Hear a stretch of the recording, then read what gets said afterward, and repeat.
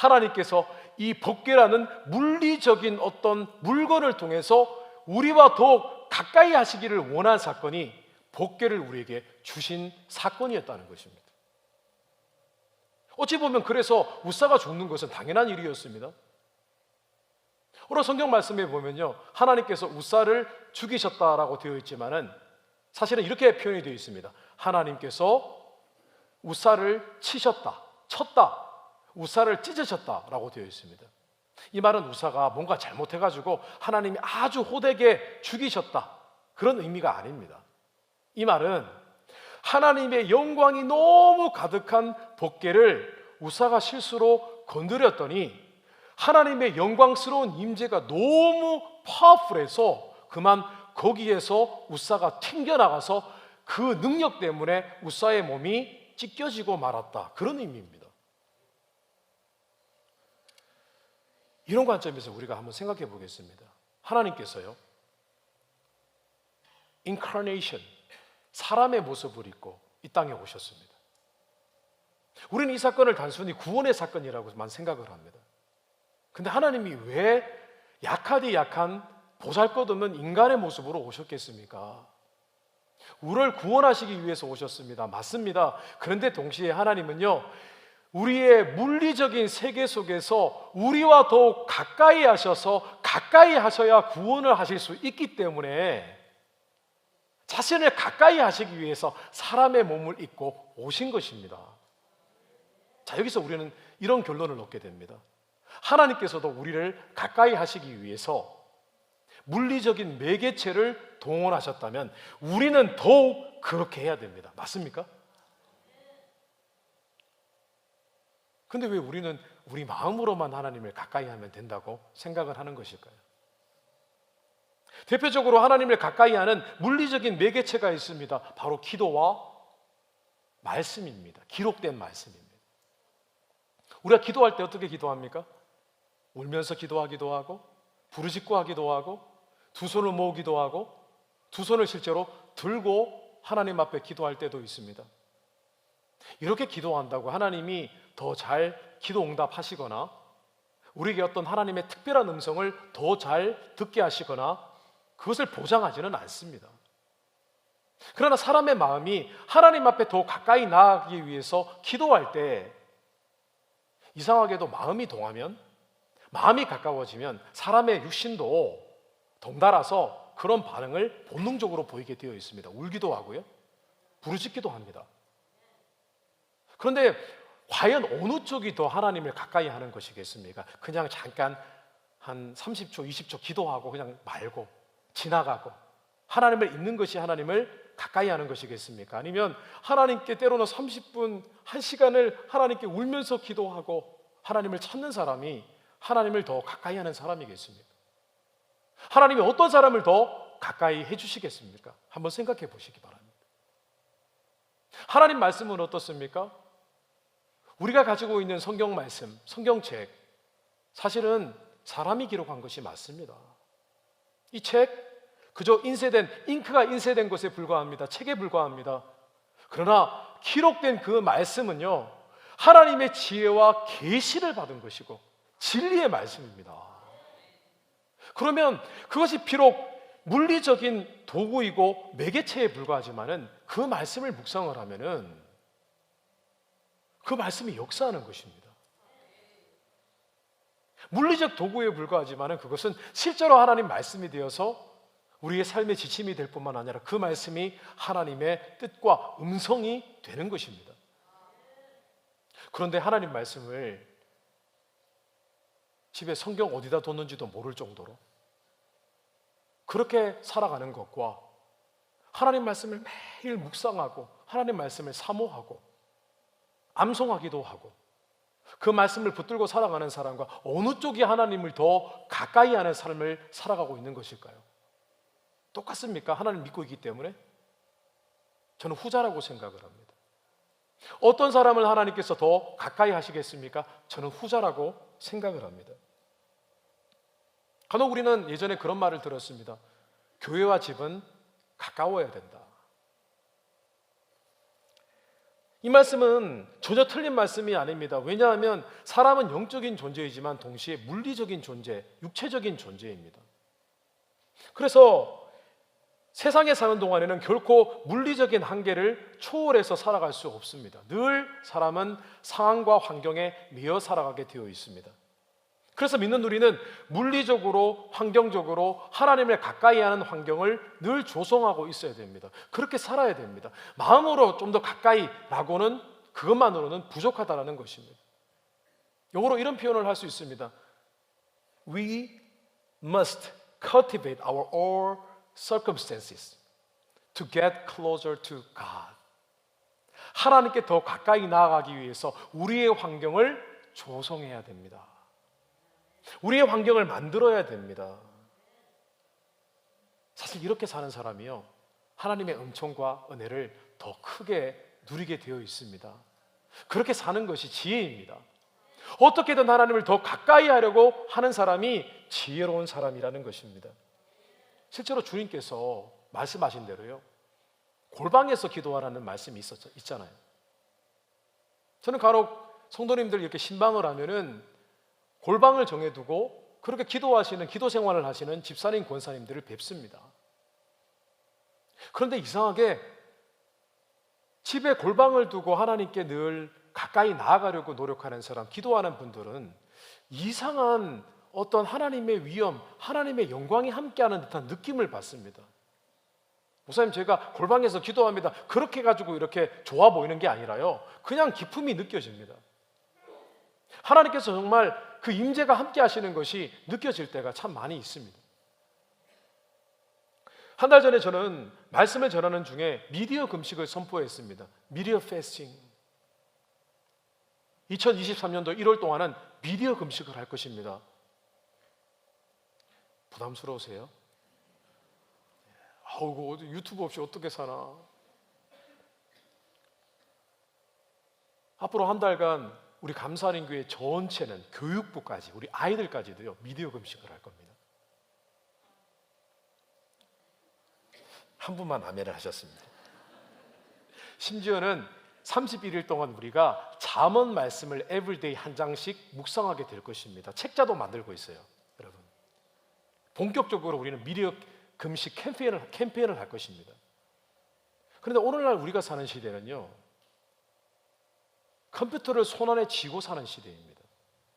사실 우리 셀폰이 컴퓨터라는 거 알고 계시죠? 그냥 폰이 아닙니다. 사실 컴퓨터를 작게 만들어 놓은 것이 우리가 가지고 있는 셀폰입니다. 우리는 그런 21세기 첨단 시대를 살아가고 있습니다. 근데 제가 왜 갑자기 뜬금없이 셀폰 없이는 살 수 없는 그런 시대에 미디어 금식을 선포했을까요? 우리 성도님들 삶을 방해해드리려고 그랬을까요? 아닙니다. 성도님들로 하여금 하나님을 더 가까이 모시고 살게 하기 위해서. 저는요, 이번 한 달 동안 기적이 일어날 것을 믿습니다. 우리가 조금 미디어에 우리 삶의 일부가 되어버린 이 미디어를 잠시 내려놓고 하나님을 더 가까이 하는 그런 삶을 살아갈 때에 어떤 역사가 있을지를 생각해 볼 때 저는 가슴이 뜨거워집니다. 성도님들 가정에 기도가 살아나고 하나님의 능력이 임하게 될 것입니다. 다시 은혜가 회복되실 것입니다. 우리 교회의 존재 목적이 무엇입니까? 왜 하나님께서 우리에게 믿음의 사람들이 모이는 이 교회 공동체를 허락해 주셨는 줄 알고 계십니까? 그것은요, 우리가 하나님을 더 가까이 하는 삶을 살기에 더 효과적이고 더 풍성하게 만들어 주시기 위한 하나님의 계획이었던 것입니다. 함께 모여 기도하고 함께 모여 말씀 듣고 함께 모여 예배하면 하나님을 더욱 가까이 할 수 있는 은혜를 경험하게 되기 때문에 하나님께서 그렇게 축복하신 것입니다. 그래서 교회에서 일어나는 모든 행사는요, 우리로 하여금 하나님을 더 가까이 하게 만들기 위한 매개체들입니다. 금요 기도회, 아이노스 찬양 집회, 부흥성회, 미디어 금식, 금요 기도회, 모든 것이 그렇습니다. 성도 한번 따라해 볼까요? 물리적 거리 좁히기. 이 물리적이라는 단어를 꼭 기억하시기 바랍니다. 그래서 물리적으로 거리를 좁혀 하나님과의 마음의 거리와 실제로 하나님을 모시고 가까이 살아가는 그런 믿음의 종들이 되시기를 주님의 이름으로 축원합니다. 두 번째입니다. 두 번째 하나님을 가까이 하는 방법은 하나님의 방법대로 하는 것입니다. 하나님의 방법대로 해야만 하나님을 가까이 할 수 있습니다. 흔히 우사의 죽은 사건의 이 원인을 두 가지로 해석을 합니다. 왜 우사가 죽었을까? 첫째는 원래 하나님의 법궤는 율법의 가르침에 의하면은 법궤는 원래 법궤가 대기퉁이에 고리가 있고 그 고리에 두 봉을 연결을 합니다. 그러면 레위인들이 그 네 쪽을 네 사람의 레위인이 어깨에 메고 법궤를 옮겨야만 됩니다. 그것이 율법이 규정하는 명령입니다. 그리고 법궤는 아무나 만질 수 있는 성물이 아니었습니다. 우사와 같은 일반인이 만질 수 있는 그런 성물이 아니었는데 우사가 그 법궤를 만졌고 또 법궤를 수레에 날라버렸기 때문에 이런 사건이 일어나게 된 것입니다. 그런데 여기서 한 가지 우리가 의문점을 가질 것이 있습니다. 무엇이냐면은 왜 사람이 메어야 할 법궤를 수레에 실어 날랐는데 그때는 아무런 사고가 일어나지 않았을까? 아니, 수레에 실었을 때 이미 하나님의 뜻대로 하지 않았으니까 법궤가 뭔가 갑자기 막 진동이 일어난다든지 사람들이 갑자기 나가 떨어진다든지 그런 일이 일어나면은 아무 문제가 없지 않습니까? 근데 법궤를 하나님의 뜻에 맞지 않게 수레에 실었는데 아무 문제가 일어나지 않았습니다. 근데 이 사건에는 비하인드 스토리가 있습니다.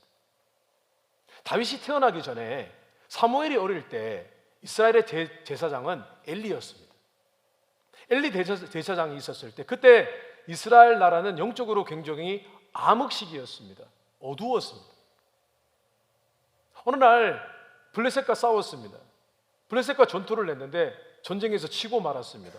블레셋이요, 그냥 전쟁에서 이기고 전리품만 가져간 것이 아니라 법궤까지도 뺏어가 버리고 말았습니다. 그들의 승리에 도취되었습니다. 와, 우리가 믿는 신이 여호와 하나님을 이겼다라고 생각을 했습니다. 승리에 도취된 나머지 법궤를 어디에 갖다 두었냐면 그들이 믿고 섬기는 다곤 신상을 모셔둔 그런 장소에 법궤를 갖다 두었습니다. 그랬더니 어떤 일이 벌어졌냐면 그 다음날 보니까 다곤 신상의 머리가 잘려서 땅에 나뒹굴고 있는 것입니다. 그래서 블레셋 사람들이 두려움에 떨었습니다. 이거 어떡하지? 도저히 안 되겠다. 그래서 법궤를 다시 이스라엘에게 돌려보내자라고 결정을 내렸습니다. 그랬는데 그들에게는 레위인이 없잖아요. 그 법궤를 나를 수가 없으니까 수레를 준비를 했습니다. 그래서 수레에 법궤를 싣고 이제 소가 끌도록 했는데 그들이 한 가지 실험을 합니다. 어떤 실험을 했냐면은 소 두 마리를 끌게 했는데 이 두 마리는 한 번도 멍에를 메어본 적이, 수레를 끌어본 적이 없는 암소 두 마리를, 그리고 갓 새끼를 낳은 암소 두 마리를 수레를 끌도록 했습니다. 왜 그렇게 했냐면은 만약에 분명히 한 번도 멍에를 메지 않은 소가 수레를 끌게 되면은 막 소가 난동을 부릴 텐데 그래도 난동을 부리지 않고 소가 수레를 끌고 법궤를 이스라엘 나라로 무사히 끌고 가면 우리에게 일어났던 일이 정말 여호와 하나님이 하신 일이구나, 이걸 판별하기 위해서 그 실험을 했던 것입니다. 근데 기가 막히게도요, 암소가 처음 수레를 끌었는데도 새끼와 떨어져 있는데도 불구하고 소가 난동을 부리지 않습니다. 아주 조용하게 이스라엘 나라로 다시 돌아갑니다. 그런데 이때도 하나님께서는 수레로 법궤를 나르는 것을 허용해 주셨습니다. 왜냐하면 그들은 다르게 수레를 끌 방법을 갖고 있지 못했기 때문입니다. 하나님이 그렇게 놔둬두셨어요. 그래서 지금까지 법궤가 보관되기를 아마도 수레 위에 보관되었는지도 모르겠습니다. 그리고 사람들은 다 알고 있었습니다. 법궤가 수레로 의해서 나르게 되었다는 것을. 이제 다윗 때가 되었습니다. 다윗이 법궤를 옮겨오려고 합니다. 어떤 생각을 했겠습니까? 수레로 옮겨도 괜찮구나. 그리고 법궤를 수레로 옮기면은 얼마나 편하고 빠르고 좋습니까? 그래서 다윗이요, 하나님께 예의를 갖춘다고 수레도 옛날 수레가 아니라 새롭게 수레를 제작하여서 수레의 복개를 싣게 되어집니다. 그런데 문제가 생겼습니다. 수레에 싣는 것까지는 하나님이 인정해 주셨습니다. 그런데 수레에 실으니까 문제가 생겼습니다. 블레셋 사람들이 실험했던 것처럼 소가 날뛰면 어떻게 됩니까? 수레가 기울어져서 복개가 미끄러져서 흘러내릴 수가 있습니다. 그러면 누가 잡기는 잡아야 되지 않습니까? 그래서 대형 사고가 터져버린 것입니다. 성도 여러분, 이 사건은 하나님께서 우리가 하나님을 가까이 하는 최고의 방법인 예배에 대한 메시지를 우리에게 전해주고 있습니다. 어떤 메시지냐면은 하나님께서 원하시는 방법대로 예배를 받기 원하신다는 사실입니다. 하나님은요, 하나님이 원하시는 방법이 있어요. 사람이 하나님을 가까이 할 때, 사람이 하나님을 가장 가까이 하는 방법인 예배를 드리려 할 때 하나님은 하나님이 원하시는 방법이 있다라는 것입니다. 때로는 하나님이 원하시지 않는 방법이라도, 사람의 방법이라도 하나님은 그것을 허용해 주시기는 합니다만은 문제가 있습니다. 마치 우사에게 수레의 복개가 흘러내렸던 것처럼, 사고가 난 것처럼요, 우리가 하나님이 원하시지 않는 우리의 인간의 편리한 방법대로 예배를 드리면 하나님이 받지 않으시는 예배가 될 위험도 있습니다. 오늘날 예배는요, 사람의 편의와 편리대로 조금씩 변해가고 있습니다. 참 많이 변했습니다. 예배 시간도요, 2시간, 3시간 드리던 예배가 이제는 1시간, 1시간 10분 남짓입니다. 영화관에 상영되는 영화는요, 계속 길어지고 있습니다. 2시간 반, 3시간입니다. 더 길기를 원합니다. 재밌으니까요. 물론 사람에게 과학적으로 한계가 있다고 합니다. 설교 말씀에 집중할 수 있는, 지금 현대인에 집중할 수 있는 시간이 30분 이내라고 합니다. 옛날 사람들과 다릅니다. 우리는 너무 급해가는 문화 속에서 이제는 집중력이 많이 상실되어 버렸습니다. 20년, 30년 전에부터 열린 예배라는 용어가 유행을 하기 시작을 했습니다. 이 열린 예배가 어떤 것이냐 하면요, 사도신경도 하지 않고 주기도문도 하지 않고 그저 찬양하고 말씀 듣고 끝입니다. 축도도 없고. 저도 아주 오래전에 그런 생각을 했습니다. 아니, 하나님께 자유롭게 그냥 예배드리고 그냥 찬양하고 그냥 잠깐 기도하고 말씀 듣고 그냥 예배를 끝내면 되지 않나? 그래서 예전에는요, 오래전 얘기입니다. 이거 오해하시면 안 됩니다. 성가대도 없애면 좋겠다 이런 생각했습니다. 굉장히 위험한 생각을 했었습니다. 그냥 찬양하면 되지 뭐, 그렇게 생각을 했었습니다. 근데 어느 날 제가요, 예배에 대해서 고민을 하고 묵상을 하는데, 과연 우리가 드리는 예배 가운데 얼만큼 하나님이 원하시는 방법대로 하나님을 가까이 하기 위해서 예배를 드리고 있는가라는 생각을 하게 되었습니다.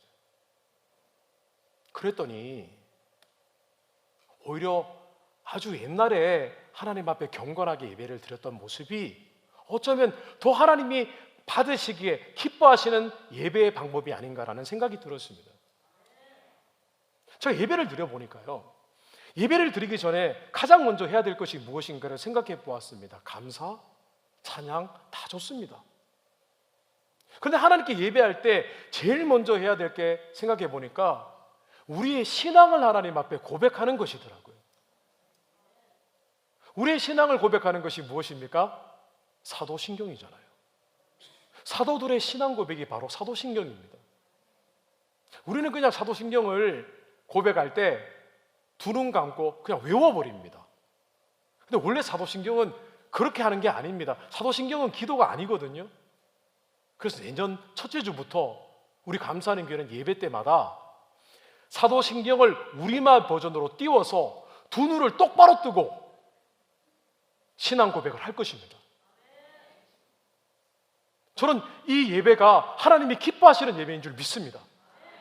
우리의 신앙을 정확하게 고백해드리고 하나님을 찬양하고 하나님의 말씀을 들을 때 우리의 예배 가운데 하나님을 더 가까이 하는 역사가 일어날 것을 믿습니다.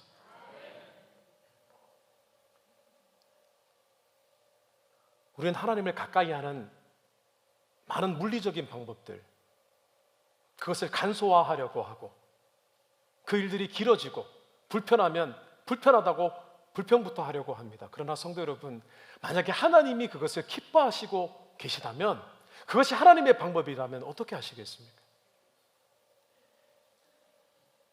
하나님을 가까이 하는 방법들을 불편하다, 시간 없다, 귀찮다 하기보다 정말 그 방법이 하나님이 기뻐하시는 것이라면, 확신이 있다면 그 방법대로 하나님을 더욱 가까이 하는 믿음 생활을 지속하게 되시기를 주님의 이름으로 축원합니다. 마지막입니다. 세 번째로 우리는 하나님을 가까이 하다 생기는 실망을 이겨내야 됩니다. 돌파해야 됩니다.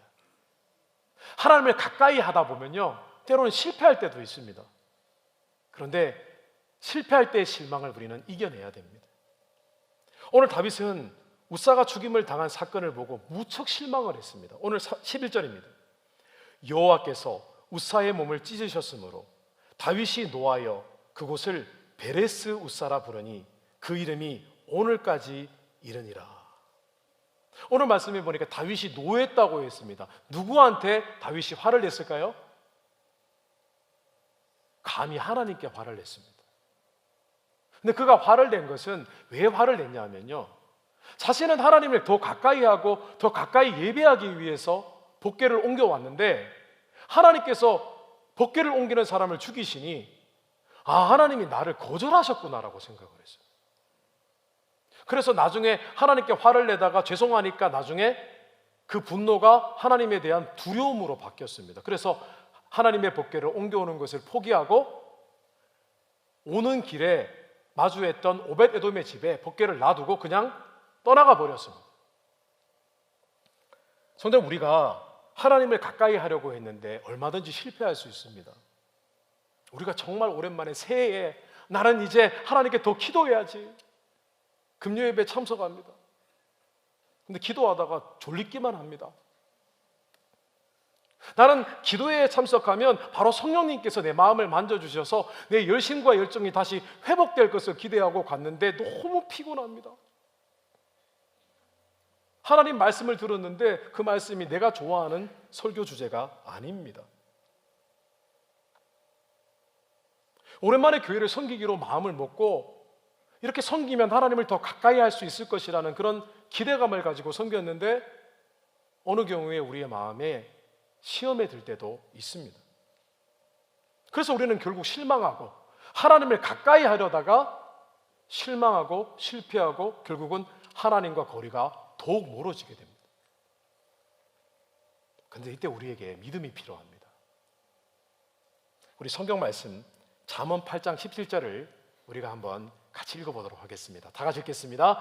나를 간절히 찾는 자가 나를 만날 것이니라. 성도 여러분, 하나님을 가까이 하는 것을 포기하지 마십시오. 처음엔 실패할 수 있습니다. 내가 원하는 만큼 은혜를 받지 못할 수도 있습니다. 괜찮습니다.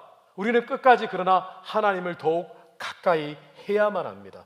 그래도 섬겨야 되고, 그래도 예배드려야 되고, 그래도 예배드리기에 힘써야 되고, 기도하기에 힘써야 되고, 모이기에 힘써야 되는 것입니다. 때로는 하나님을 가까이 하는 삶을 살았을 때에 그게 워킹하지 않는 것 같을 때도 있습니다. 그러나 걱정하지 마십시오. 잠언 기자는 분명히 선포했습니다. 하나님을 간절히 찾는 자가 하나님을 만나게 될 것이다 라고 했습니다. 처음엔 별 효과가 없을 수 있습니다. 그러나 하나님을 가까이 하고자 하는 사람은요, 하나님을 만나게 되어 있습니다. 하나님의 축복을 경험하게 되는 것입니다. 저는 동서고금을 막론하고 하나님을 어떻게든 물리적으로 어떻게든 마음으로 가까이 하고자 하는 분들이 하나님을 만나지 못하는 것을 본 일이 없습니다. 말씀을 정리하겠습니다. 다윗이요, 정말 지혜로운 사람이었습니다. 다윗은요, 하나님을 가까이 하면은 자신에게 어떤 축복이 임하는 것을 알고 있었습니다. 오늘 3절 말씀입니다. 우리가 우리 하나님의 궤를 우리에게로 옮겨오자. 사울 때에는 우리가 궤 앞에서 묻지 아니하였느니라 하매. 하나님의 법궤 앞에서 물었다는 것은 뭐냐 하면 과거에 이스라엘에 있었던 하나님이 주신 특별한 축복을 의미합니다. 뭐냐 하면요, 이스라엘 백성들이 전쟁을 할 때마다 그들은 법궤를 모시고 살다가 전쟁을 하게 되어지면 법궤 앞에 가서 물었습니다. 왕, 대제사장, 선지자들이 모여서 하나님 앞에 예배를 드리고 법궤 앞에서 하나님, 전쟁을 해도 됩니까? 승리하게 하시겠습니까? 아니면 우리가 이 전쟁을 하지 말아야 됩니까? 라고 물었습니다. 그러면요, 하나님이 선지자를 통해서, 때로는 대제사장이 갖고 있던 우림과 둠밈이라는 특별한 성물을 통해서 가부를 결정해 주셨습니다. 심지어는 때로는요, 왕에게도 성령의 은혜를, 지도자에게도 성령의 은혜를 부어주셔서 하나님의 음성을 듣게 하셨습니다. 그게 하나님이 주신 축복이었습니다. 하나님을 가까이 하는 삶도 마찬가지입니다. 그런데 사울 왕 때는요, 하나님의 법궤를 모시고라고 하지 않았어요. 그때는 사무엘 선지자가 있었기 때문에 사울 왕은요, 전쟁할 때마다 사무엘만 있으면 됐습니다. 그런데 사무엘 선지자가 죽고 나니까 사울 왕이 불안해졌습니다. 이거 이제 어떡하지? 이제 하나님께 전쟁에 대해서 어떻게 묻지? 고민하다가 사울 왕이 어떻게 했는 줄 아십니까? 무당을 찾아갑니다. 사무엘의 귀신을 불러내서 물어보려고 합니다. 이것은 오늘날 개인적으로 하나님을 가까이 하지 않는 사람들이 불안해서 때로는 점을 치러 가거나 신비한 은사와 신비한 일에 집중하는 그런 실수를 범하게 만드는 것을 상징합니다. 성도 여러분, 마치 사람이 사람을 가까이 하면은 식사도 대접받고 좋은 정보도 얻는 것처럼 하나님을 가까이 하는 삶은 정말 놀라운 삶이 될 것입니다. 오늘 14절입니다. 하나님의 궤가 오벳 에돔의 집에서 그의 가족과 함께 석 달을 있으니라. 여호와께서 오벳 에돔의 집과 그의 모든 소유에 복을 내리셨더라. 하나님을 가까이 하면 기적이 일어납니다. 하나님의 음성을 듣습니다. 하나님의 지혜와 계시가 임합니다. 오늘 다시 2022년 이 마지막 달, 그리고 2023년도에는 나는 하나님을 더욱 가까이 하리라. 이 신앙의 목적의식을 가지고 신앙생활 하실 때 하나님을 더욱 풍성히 경험하는, 다윗이 경험했던 놀라운 기적과 오벳 에돔이 경험했던 하나님의 복을 온전히 받게 되시기를 주님의 이름으로 축원합니다.